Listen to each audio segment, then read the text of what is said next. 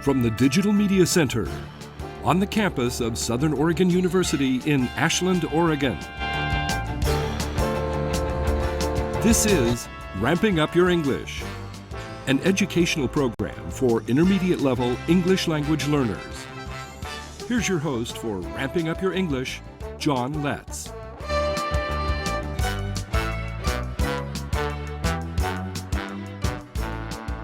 Welcome to Ramping Up Your English. Ramping Up Your English is an instructional support program for intermediate level English learners. If you've already passed the beginning stages of learning English and you want to reach higher levels of English proficiency, this program is designed to meet your needs and get you closer to your goal. Ramping Up Your English is for English learners from all language backgrounds, for people of all ages. We take a content-based approach to helping you reach higher levels of English proficiency. Our current thematic unit is Native Americans. This is segment 1 of episode 91. In our last episode, we featured a video named The Calm, part of saying the calm before the storm. Well, we've reached back to the first appearance of humans on the American continents. We've seen that some of those early arrivals survived incredible changes and challenges. It's hard to do justice to over 14,000 years of history, and there's so much we simply don't know. From what we have found out, early Americans not only survived, they developed many ways in the technology of living in their surroundings and in establishing trade. While many groups developed worldviews and religions unique to their own group, they also find that there's commonalities in those ways of viewing the world. So we followed some of those developments to the years before ongoing contact with Europeans. We do that again in this episode, focusing on different groups. It's important to remember that America held numerous groups of people, large and small. Many lived next to neighbors that had different beliefs and different languages. The following video is entitled Before. Let's learn about some of the people living in America when the continents were populated with all Native Americans.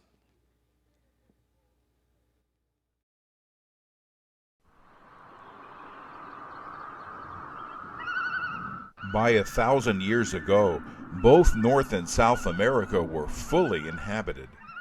Between settlements, cities, camps, and the countryside that provided sustenance, all areas of these continents were claimed by at least one group of people who lived here. People who lived on the shores of one ocean knew nothing of those living on the other side of the continent, although trade goods could have traveled from coast to coast.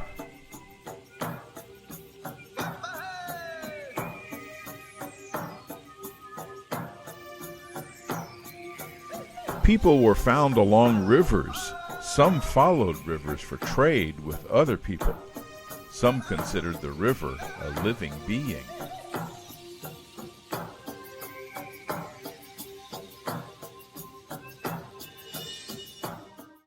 Wetlands attracted groups and beckoned them to settle on the edges of these areas, rich in sources of food and materials for clothing and tools. Some would build cities of earthen mounds, forming hubs of far-flung trade networks. Places that may have seemed unclaimed were deeply treasured by people who traveled through them for sustenance and for spiritual connection to the land. The western shore overlooked the great water that seemed endless, perhaps reserved for those who passed from this world into a better one. People shared this landscape with sacred creatures. Indeed, all parts of this life-sustaining earth were sacred to the people who populated the two continents we call the Americas. The far-flung and varied groups of America were largely unaffected by the first known Europeans as they landed on America's shores.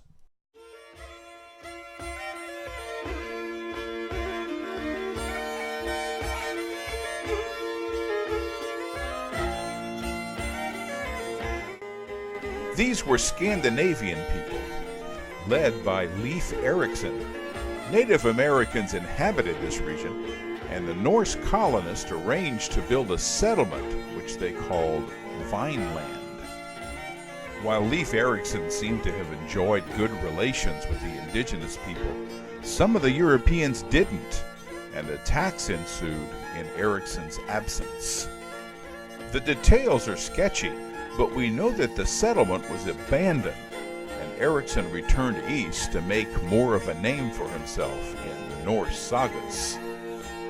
The Vikings' effects on these local Native Americans were likely severe, but it's unlikely they ranged to other areas of the continent. For most people in America, the Viking interaction was unknown. Icy cold lingered in the northern latitudes, as it does today. Native groups found richness in this environment, especially in southeast Alaska. While interior groups relied on large mammals like caribou, people on the coast grew wealthy hunting whales, seals, and salmon. They developed a highly organized society that valued group hunting skills and a close sense of community. The Haida, the Tsimshian, and the Tlingit inhabited an area dominated by the sea, a watery world teeming with wildlife. A Tlingit guide, Victoria, demonstrates a hook engineered by the Tlingit people for catching the gigantic halibut fish. This here is the halibut hook. It was designed specifically for the halibut fish. It comes in 3 portions. This part here is the hook. There would be a rock down here to hold it down, and then there would be a line off of the rock going up to the top of the water.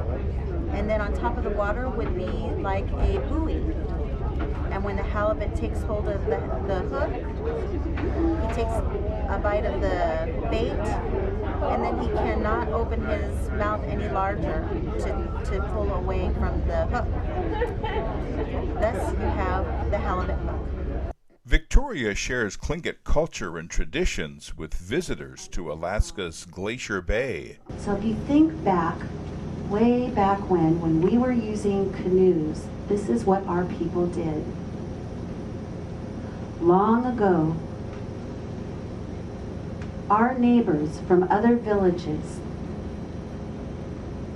would paddle their canoes to these shores to hear our stories, to watch and listen. And in the winter time, it gets dark early and there are many storms.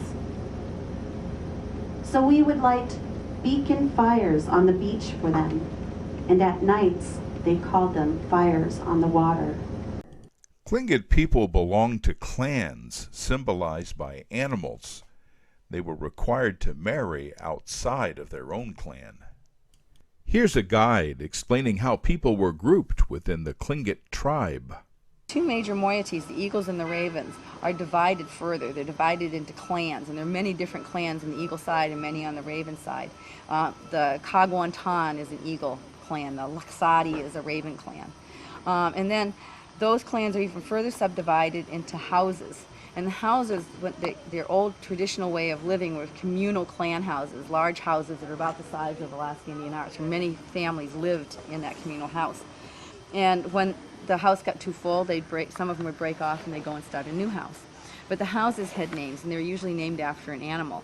And it's kind of interesting because like the Sockeye house would be the Raven clan, the Bear house would be an Eagle clan, Frog house would be a Raven clan, the Killer Whale house would be Killer Whale house would be an Eagle clan, the Wolf house is an Eagle clan. And as you're listening to the names of those animals, you realize that the ones that are on the Eagle side are coniferous animals, the animals on the Raven side are non-meat-eating animals. So you can always tell if it's a sockeye or if it's a frog or if it's something that doesn't eat meat, it's a raven. While each group was distinct, tribes along the Pacific Northwest coast shared many cultural traits. That holds true for the people of the plateau, further south along the Columbia River. The Columbia begins in the Kootenay region of Canada and cuts through the Cascade Mountains. Huge populations of salmon once migrated up the Columbia to spawn in its far-flung tributaries. The tribes of the plateau harvested salmon. A major fishing and gathering spot was Celilo Falls.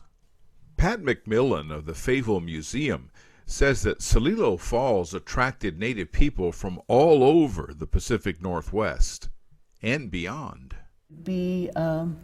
The fish run up in the Columbia River, when the fish would be spawning and they would come up the river, thousands of Indians from all over the coast, the Northwest, Washington, Idaho, the Klamath Indians here, they would go up to the Columbia River and fish.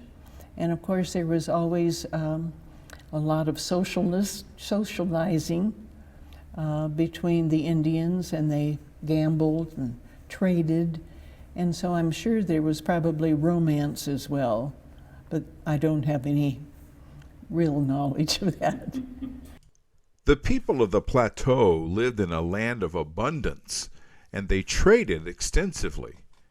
There was kinship among many tribes there, and that helped avoid violent conflict. Further south, the Klamath and Modoc tribes were often at odds with each other, yet hostilities were seldom acted out, and never during the vital work of preparing for winter. It was neither a perfect nor peaceful world, though, from what McMillan learned about the tribes. Both the Klamaths and the Modocs went south to the Pitt River area and captured slaves to bring them back into this region.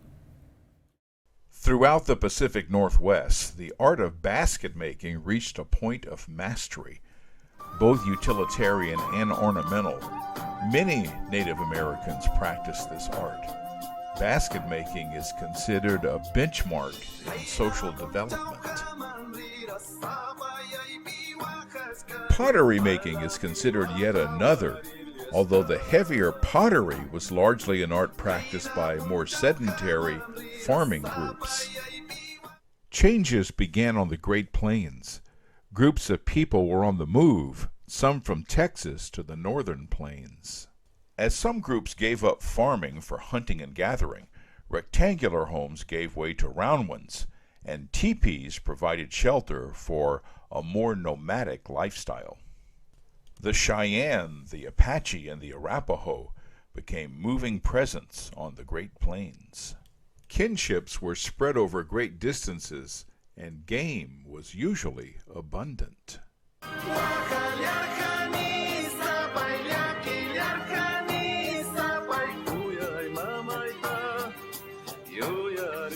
In many parts of America 1,000 years ago, high-risk agriculture was practiced, with whole cities dependent on the cultivation of corn and other crops. In the eastern woodlands, competition for resources and blood feuds kept some tribes in perpetual warfare, tribes like the Mohawk and the Seneca. These groups were also in conflict with their Algonquian-speaking neighbors. America 1,000 years ago was a continent with amazing diversity, as various groups developed their own cultures, languages, beliefs, and practices. As far as we know, the brief presence of some Vikings had no impact on most of these native groups.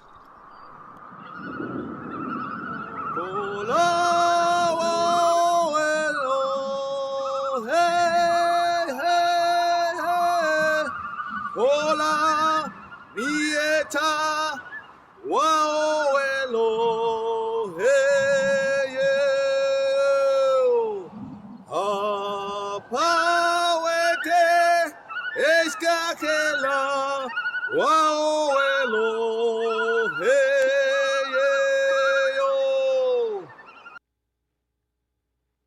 You're watching Ramping Up Your English. This is segment 2 of episode 91. I have a question for you. How much of the previous video did you understand? Well, this was part 6 of a series of videos I produced for this program. You may notice that we often review what was previously in previous videos before moving forward in time. Now, I'm assuming that English is not your first language, so I'm asking about your listening comprehension, supported by lots of video clues. Now, if you've been watching these episodes since the beginning of this unit, you've heard a great deal of English narration. So, how did the previous video compare to the first Native American video we shared back in episode 79? Well, I've mixed in videos from other sources, so you're not always hearing my narration. Let's do that now. The next video is part of a TV program from Colorado Public TV. It's from their series Colorado Experience. This video focuses on the Ute people, traditional hunters and gatherers in the Intermountain West. Let's see how much of this video you understand.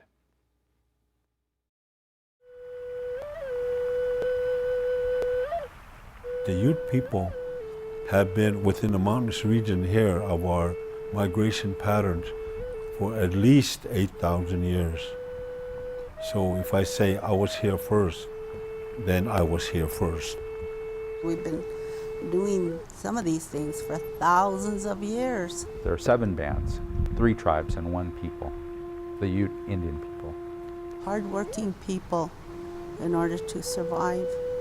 They provide us with a lesson of adaptability and resourcefulness that I think living in this beautiful but fragile landscape is something that we really could learn from. Colorado Experience is a co-production of Rocky Mountain PBS and History Colorado. History Colorado brings history to life for audiences of all ages. Through exhibits, collections, and historic preservation programs throughout the state, History Colorado connects people to the stories, places, and heritage of Colorado's past that provide perspectives on today and inspire our choices for tomorrow. Find out more at www.historycolorado.org. Additional funding provided by El Pomar Foundation and the Betcher Foundation, celebrating 75 years of philanthropy in Colorado. With additional funding and support from these fine organizations. And from viewers like you, thank you.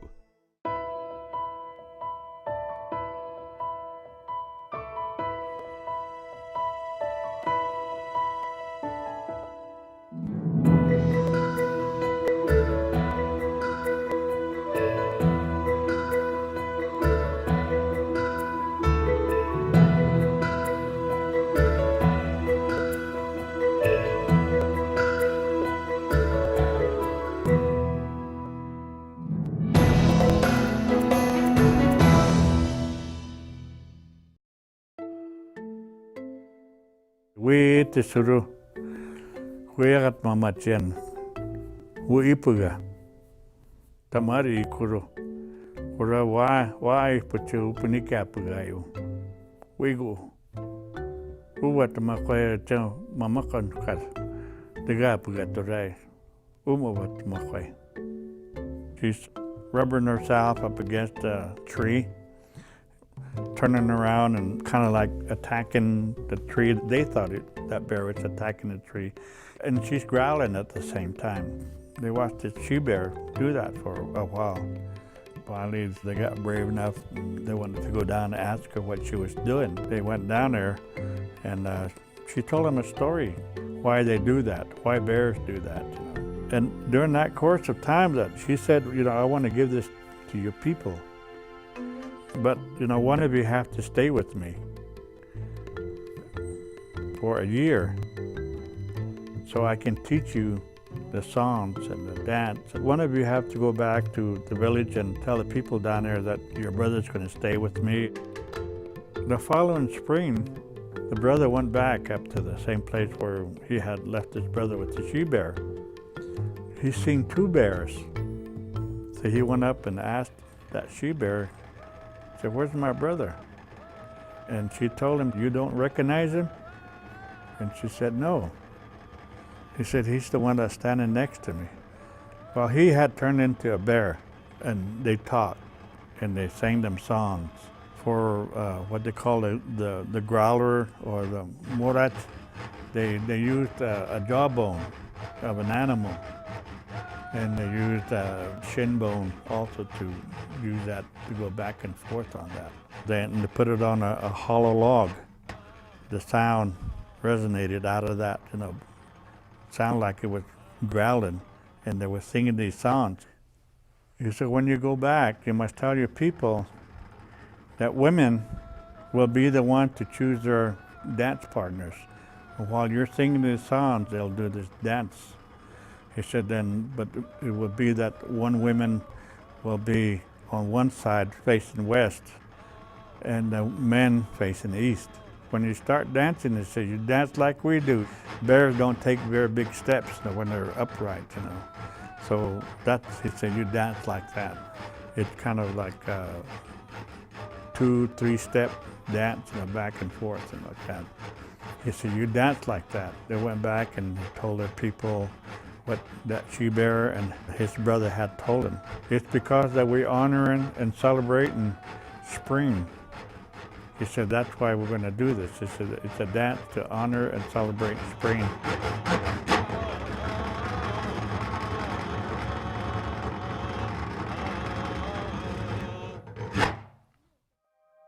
The Ute people have been in Colorado since time immemorial, and forensic evidence show that we've been in this area for the past 10,000 years, if not 20,000 years. We have creation stories from communities, mountains, and rivers, and the 4 directions from around there. We have the Sleeping Ute Mountain, which has a story behind itself as well. It's a sleeping Ute warrior that died in battle, and where he died, the earth, the creator, created a mountain around him and rose up the mountain, and our Toyac community sits at the base of that. The creation story and the relationship our Ute band with other Ute bands and other tribes started in that area. We have stories of the elephant, we call him the Arapid. That we think was the mammoth. By the time Europeans came into this country, all these animals had become extinct. Colorado is our homeland. We're the longest continuous inhabitants of Colorado. We've always said we've been born here, we were raised here. We are the only tribe in the United States that does not have a migration story. You're watching Ramping Up Your English. This is episode 91, and we're going to use this segment to give you a tour of my website, letscreate.org. And I also get to announce the YouTube channel for Rogue Valley Community Television if there's time. I'll also take you to archive.org to show you how you can watch and download all episodes of Ramping Up Your English, again, if there's time. So let's start with my website, letscreate.org. So here you see what you're going to find if you follow that URL. This is the home page of my website. Now, the first thing we did in terms of units was the trains and railroads unit. Then we did animals, and then you see Native Americans.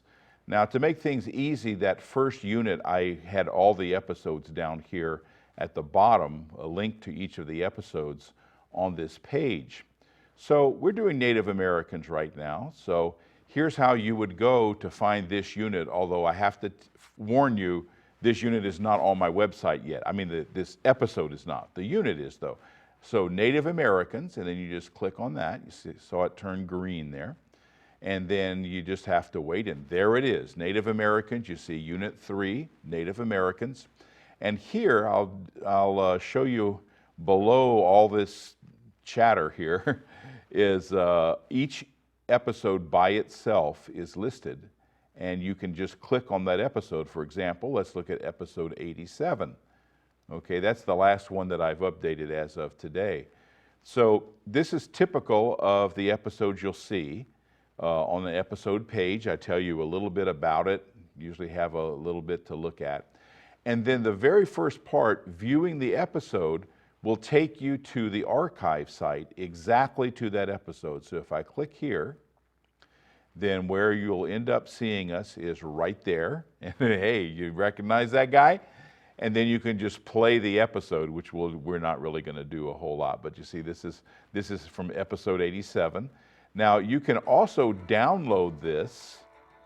So let me stop that from playing. You can download the episode and you can choose what kind of format you want for downloading the episode.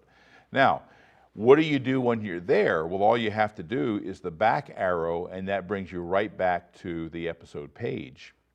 Now, what I do is I also do these episodes in segments for people who, really don't have a half hour to spend with something. So, like if you wanted to see just segment 2 of episode 87, this takes you to my YouTube channel. And there I am talking about that episode and that segment of it. Again, the back arrow brings you right back to the unit page.